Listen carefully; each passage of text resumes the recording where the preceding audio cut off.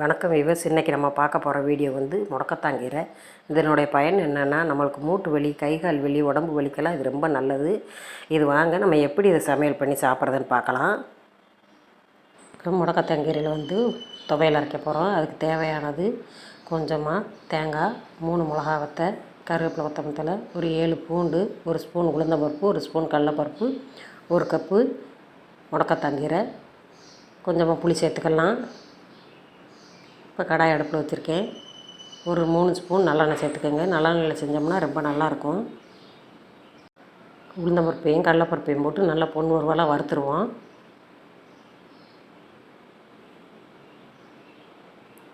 இந்த மாதிரி நல்லா வறுத்துட்டு அதுக்கப்புறமா கொத்தமல்லி தழை, கருவேப்பிலை, தேங்காய், பூண்டு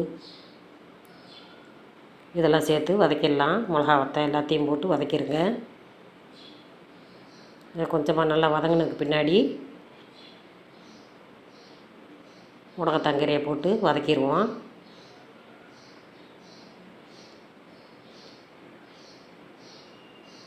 இதை நல்லா சொல்ல வதக்கி எடுத்துருங்க. பச்சை வாசம் போகிற அளவுக்கு வதக்கணும். இப்போ புளி அதில் சேர்த்து கொஞ்சமாக நம்ம தேவையான அளவு உப்பு சேர்த்து அதையும் சேர்த்து நல்லா வதக்கிடுங்க. இந்த அளவுக்கு வதக்கி எடுத்துக்கலாம். இதை ஒரு மிக்ஸி ஜாரில் சேர்த்து நம்ம அரைச்சி எடுத்துருவோம்.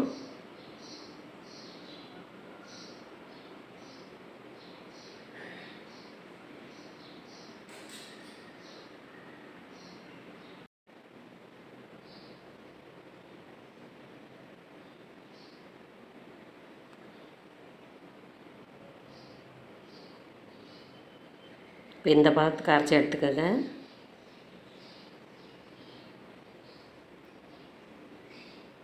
இதை ஒரு பவுலில் சேர்த்துடலாம். இது வந்து சாதத்தோடு வச்சு சாப்பிட்றதுக்கு, சாதத்தில் போட்டு சாப்பிட்டுக்கலாம். தயிர் சாதம், சாம்பார் சாதம் எல்லாத்துக்குமே வச்சு சாப்பிட்லாம். இட்லி தோசைக்கும் தொட்டு சாப்பிட்டுக்கலாம். நல்லா டேஸ்டியாக இருக்கும்.